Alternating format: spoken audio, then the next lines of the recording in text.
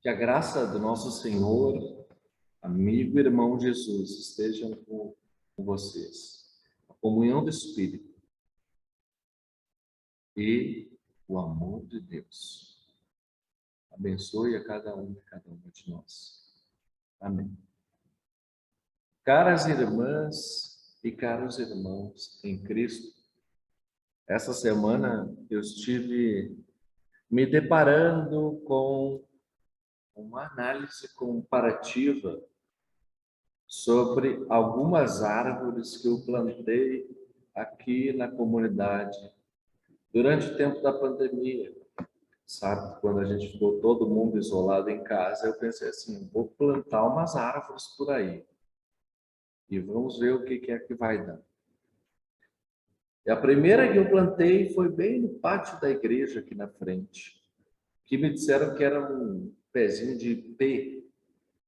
Plantei com cuidado, botei um toco no canto para proteger, ninguém pisar em cima, e tenho cuidado desde então, quase meados, início de 2020. Uns meses depois eu plantei um outro ipê na calçada aqui na frente da igreja, e ele já está crescendo, já está da altura de um carro.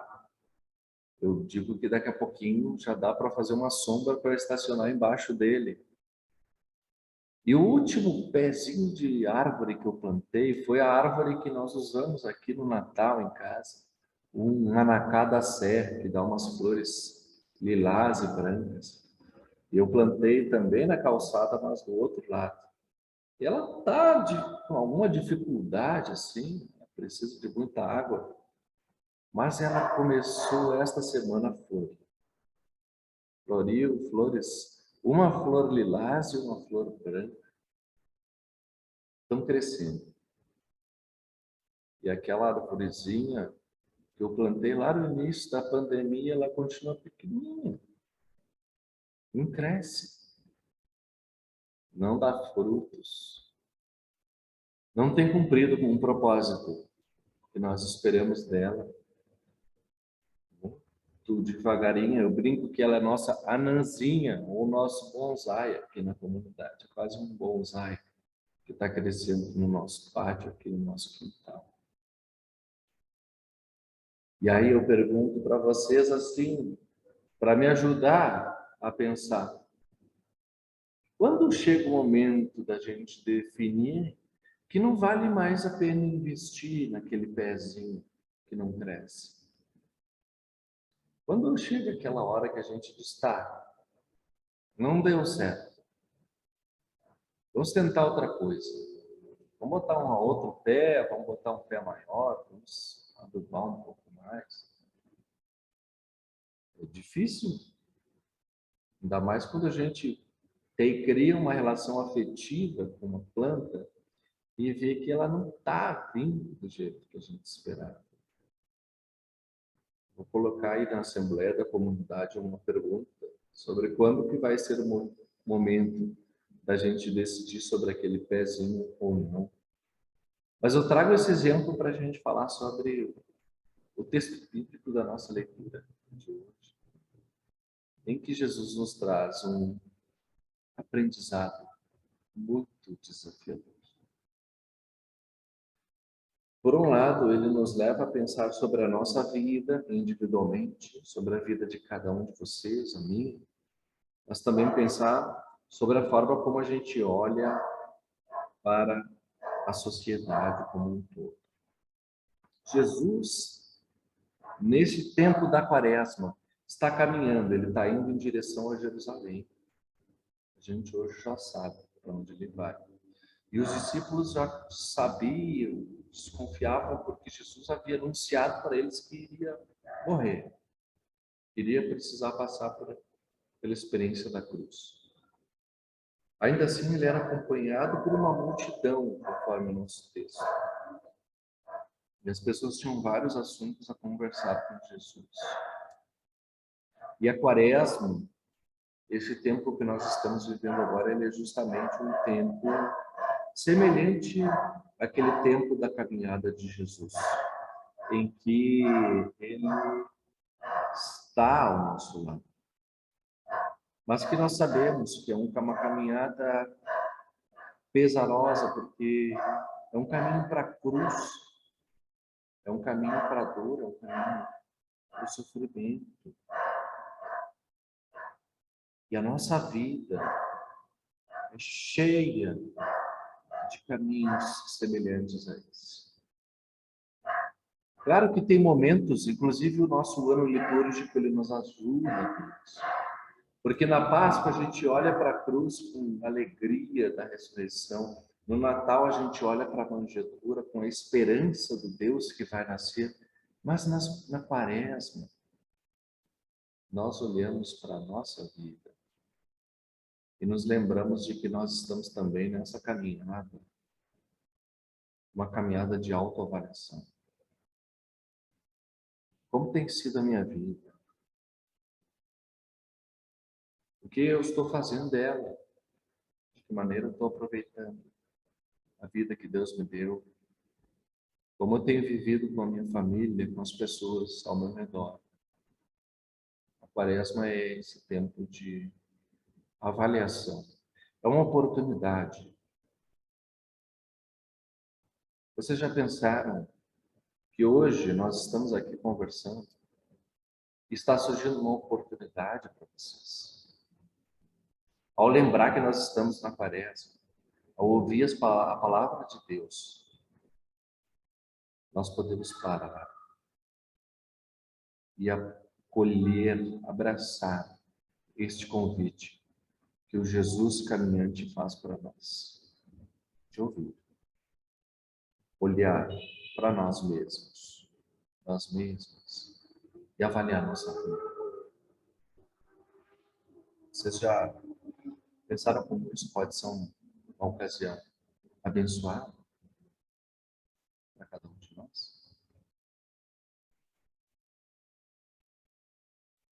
Jesus, quando caminhava, ele foi abordado pela multidão e as pessoas tinham várias perguntas.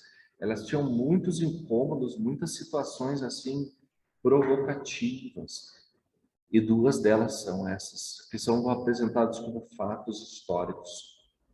Um caminhante que chega do lado de Jesus e diz: Jesus, você não viu o que está acontecendo com os galileus? Que estavam celebrando culto, que estavam como a gente aqui agora, estavam fazendo a liturgia. E eles foram assassinados pelos soldados de Pôncio Pilatos.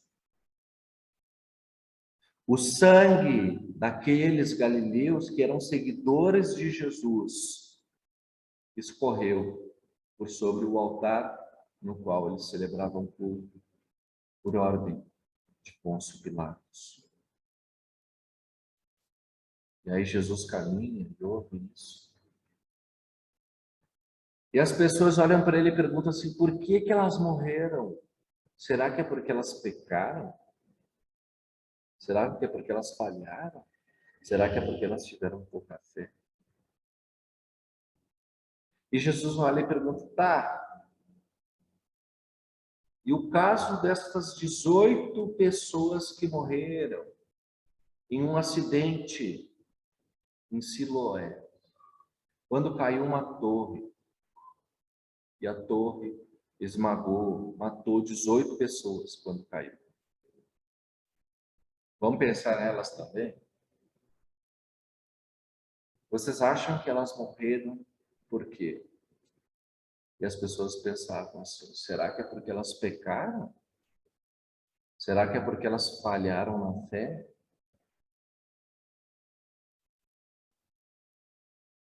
Eu pensando nessas passagens assim, eu me senti muito provocado porque são fatos. E os testemunhos bíblicos às vezes apresentam fatos históricos que a gente vai lá atrás e vai ver que houve aquilo. Mas a gente não precisa ir lá na comunidade de Siloé, nem aos galileus que foram assassinados no culto, para entender a atualidade dessa palavra para nós hoje, nos casos trágicos de sofrimento, de morte na nossa vida. Primeiro, para dizer que nós estamos de novo num tempo de guerra. Não passou a tal da Segunda Guerra Mundial.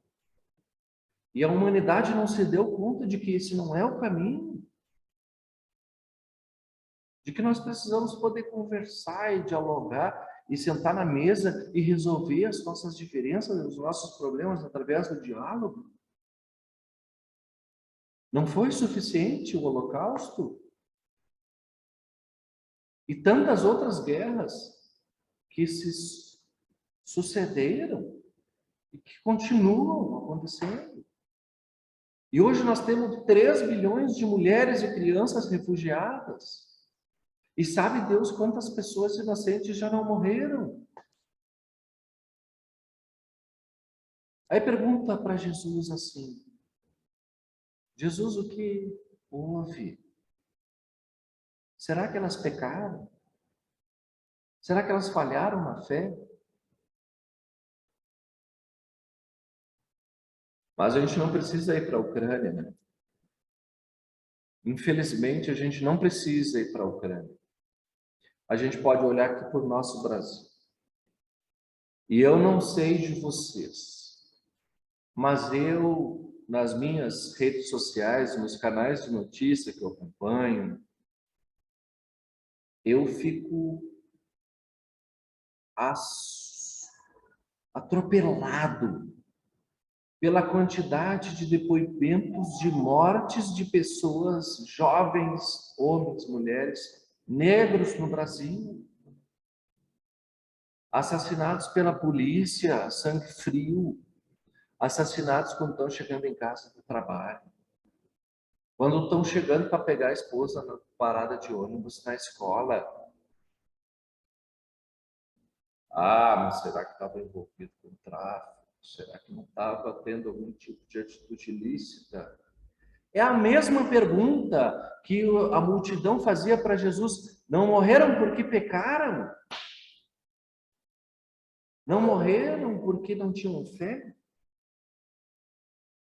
E as mulheres vítimas da violência doméstica, ou as pessoas LGBT que morrem por causa da sua orientação, por causa da sua escolha de vida, morrem por violência banal.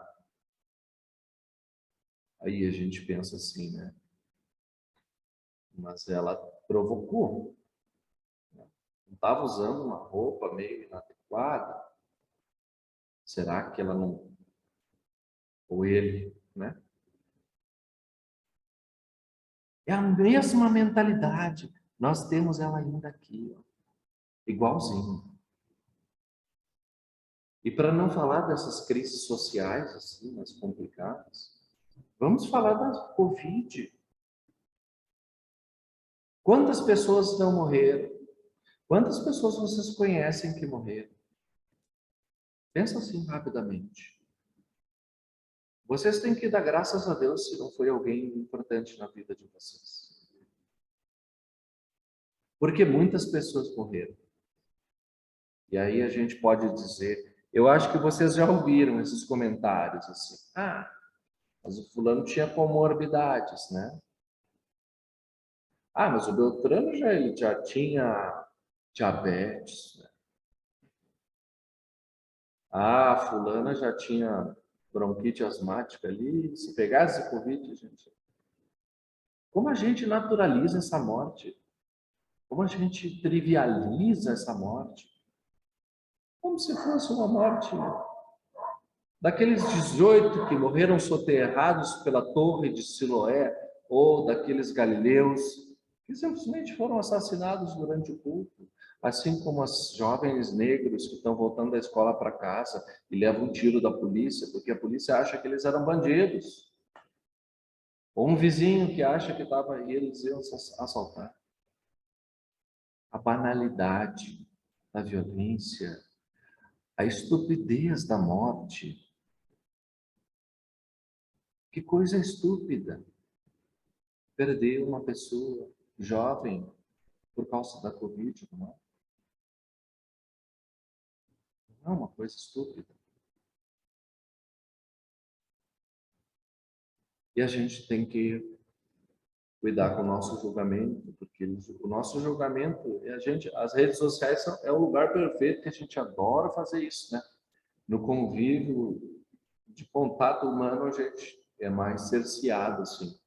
Mas nas redes sociais a gente olha, mas o fulano tá lá, ó, tá de férias. Mas a Beltrana tá passeando, tá gravando vídeo. Mas olha ali, ó, tá fazendo festinha sem máscara. Depois vai reclamar que pegou Covid. A gente é igual aquele povo que seguia Jesus e dizia para ele assim: mas aqueles lá não morreram porque eles eram pecadores? Não é? Vocês não são assim que nem eu? Se vocês não forem assim, pode tirar a pedra, tá? Tire a primeira pedra. Eu não vou atirar pedra em vocês.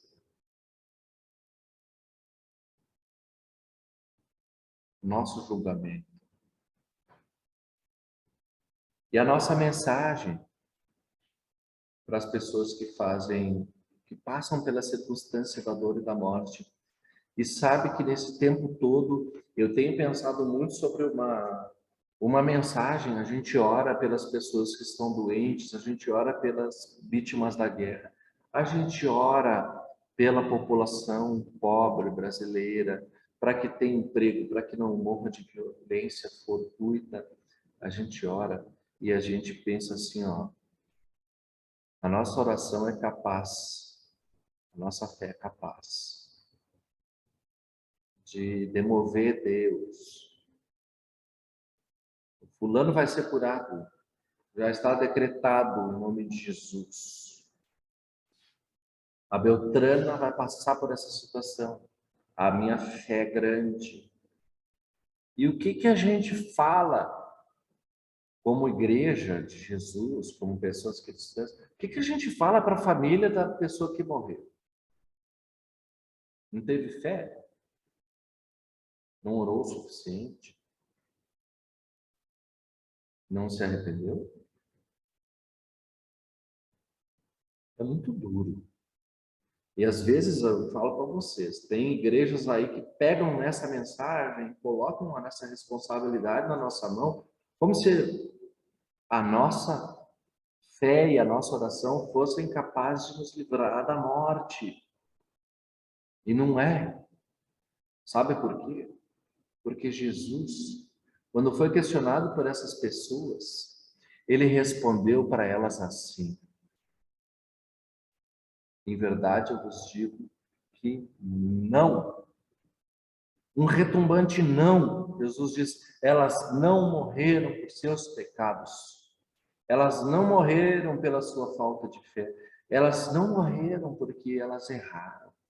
A morte trágica na vida das pessoas não é uma condenação de Deus. Assim como a cura de quem sai dos tubos, assim como a cura de quem estava com Covid, ou de quem passou pela experiência da violência doméstica e sobreviveu e saiu e se reconstruiu, a cura não é resultado da nossa fé, é da graça de Deus. A graça de Deus não nos pertence. Ninguém morre porque peca. A morte não é punição por pecado. Pode ser fruto das responsabilidades das nossas ações. Isso realmente pode ser. Mas Jesus responde que não. Não é resultado do pecado de ninguém. E, aliás, o que importa para nós hoje, aqui agora, é ouvir a seguinte palavra que Jesus diz para nós: vocês também, eu também. A nossa vida está sempre por um fio. Pode ser que amanhã um de nós não esteja aqui. A nossa vida anda nessa corda bamba e nós não controlamos. A nossa fé, o nosso... Infelizmente, esse peso não está na nossa mão, essa é uma decisão de Deus. Mas ele diz, arrependam-se enquanto existe tempo para cada um de nós. E eu quero ressaltar esse versículo para nós. Um versículo do texto de Isaías que nós não lemos hoje antes da pregação, mas um versículo que eu quero que vocês levem com vocês hoje à noite. Levem consigo. Isaías 55, versículo 6 diz: procurem a ajuda de Deus enquanto podem achá-lo. Orem ao Senhor enquanto Ele está perto. Esse é o espírito da quaresma. Esse é o espírito da quaresma. Olhar para a mediocridade da nossa vida, olhar para as limitações e para a fragilidade do que nós somos e tirar esse julgamento da vida alheia, do nosso caminho. E olhar para nós, saber que o convite que Jesus faz na caminhada ao nosso lado durante a quaresma é dizer: arrependam-se enquanto há tempo. Entreguem a vida de vocês a Deus. E eu quero voltar, antes de terminar, para as 3 árvorezinhas. E para a parábola da figueira. Porque Jesus conta essa parábola depois de contar a história trágica desses que morreram em Siloé ou que foram assassinados. Ele diz o seguinte: eu vou explicar para vocês o que significa isso. E ele conta uma parábola que diz assim: tinha uma figueira no meio de um vinhedo. E a figueira já tinha 3 anos, já era grande e frondosa e não dava frutos. E aí chegou o dono da figueira e perguntou: tá, o funcionário, vamos cortar fora. Porque se ela não está dando frutos, a gente corta fora e planta outra coisa. E o funcionário da figueira diz assim: espera, calma, deixa eu trabalhar mais um ano, né? Deixa eu adubar, deixa eu afofar a terra, deixa eu investir um pouco mais de carinho, de energia, né? E se ela der frutos no ano que vem, que bom. Se ela não der frutos, então, aí você pode cortar. E Jesus Cristo não é o dono da vinhedo, ele é o cuidador das figueiras e das vinhedos. Ele é o que olha para mim e vê em mim aquela árvorezinha ali da frente da igreja que não cresce e que não dá fruto, que não dá resultado. E ele diz assim: calma, dá mais um tempo para o Felipe, dá mais um tempo para a Angelita, para o Tomazone, para a Alessandra, para a Helga, para o Jaime, para a Ana Carolina, para a Úrsula, para a Patrícia. Dá mais um tempo para cada um de nós, para que a gente possa ter a oportunidade de olhar para a nossa vida e nos dar conta de que a nossa vida é esse fio frágil na mão de Deus.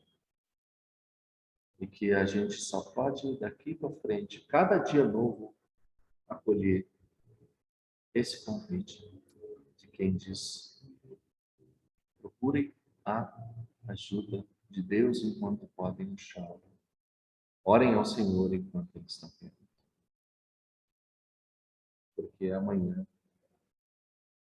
nenhum de nós sabe se nós não seremos as vítimas de Siloé, ou os galileus, ou os negros, ou as mulheres, ou as vítimas da guerra, ou as vítimas da Covid. Assim é a nossa vida. Lâmpada para os meus pés é a Tua palavra, Senhor, e luz para o meu caminho.